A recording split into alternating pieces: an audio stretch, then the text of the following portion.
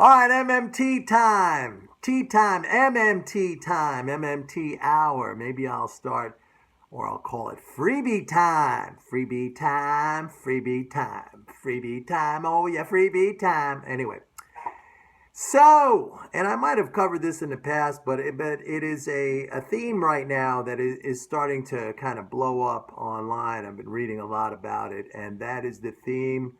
Remember, I've been talking about the great unwinding as it pertains to the whole Trumponomics thing, but there's another, great unwinding, or at least a budding fear of a new great unwinding, and that is the fear with respect to central banks unwinding their balance sheets. Okay, everybody's all freaking out over this, and I'm going to go over this from an MMT perspective. And this latest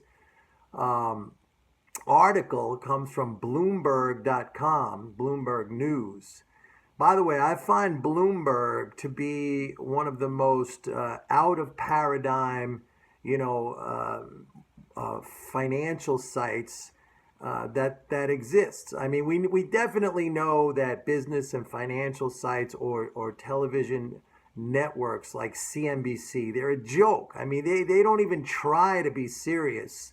They parade people like idiots like Peter Schiff and Mark Faber. They print the money. They're printing money. And, the dollar's going to crash. The dollar's going to crash. We're going to have hyperinflation. The dollar's going to crash. They print the money. They don't try. CNBC doesn't even try to be serious. It's a joke. That's a joke. But sites like Bloomberg, all right, they try to come off as this more of this elite and knowledgeable and educated. They pose as serious journalists, but similarly they have no clue about what they're talking about. They used to have a lady on there who was a top columnist for years at Bloomberg, this lady, Carolyn Baum. I mean, I wrote about her so many times. If you go to my blog, Mike Norman Economics, just if you search Carolyn Baum, you could see, and I've had interactions with her. This woman was a music major, and she got a job at Bloomberg, and then she was opining on financial matters and monetary operations by the Fed, and had zero clue about what she was talking about, but put herself out there, and the Bloomberg News put herself out there as some kind of expert. It was a joke. It was ridiculous, man. And Mike Bloomberg himself, I mean, God bless him. He's worth, what, $40-50 billion because he came up with a TV set that all these loser hedge fund and asset managers sit there all day staring at, and they lose money anyway. So, I mean, he perpetrated probably the greatest, kind of Svengali fraud to come up with this goofball TV set of so-called information that it doesn't help anyone because they just lose money. But anyway, that's not the news. But Bloomberg News. So anyway, they've been on this thing about the unwind. Oh my God, the $13 trillion elephant in the room. I think they call it that because they said, between the Fed and the Bank of Japan and I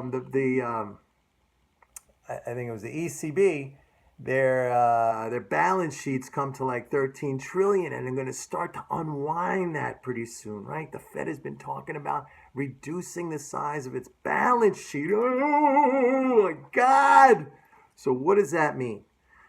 Well, we all know, or maybe we don't know, but I've explained in the past that when central banks enlarge their balance sheet by buying assets, it was a gigantic asset swap between the central bank and the economy. All right, what they did was they bought high quality, in most cases, like government securities, higher yielding assets, government securities, as opposed to reserves. So they took those away from the economy.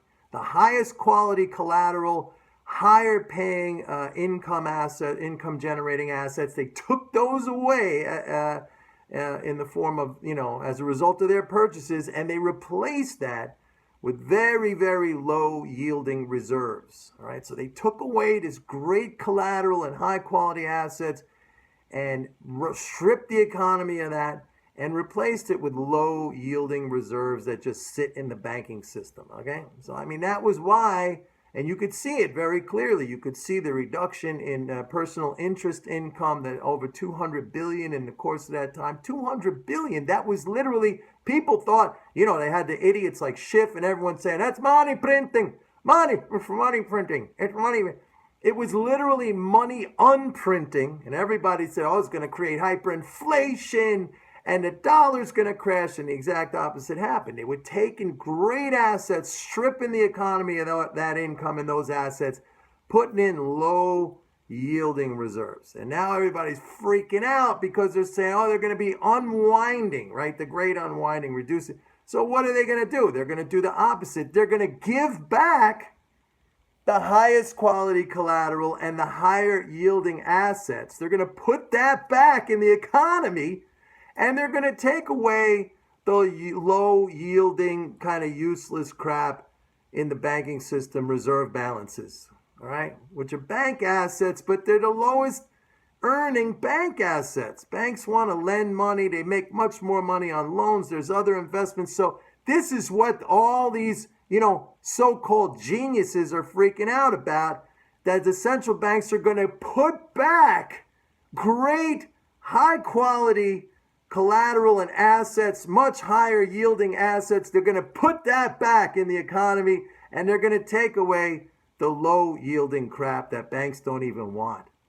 And they're freaking out about this, man. That's a stimulus. And these idiots think it's going to collapse the whole thing. I can't wait till that happens and they start selling. The zombies are going to sell, and the cockroaches are going to reappear. And, the fashionistas are going to wet their diapers. They're going to poop their pants.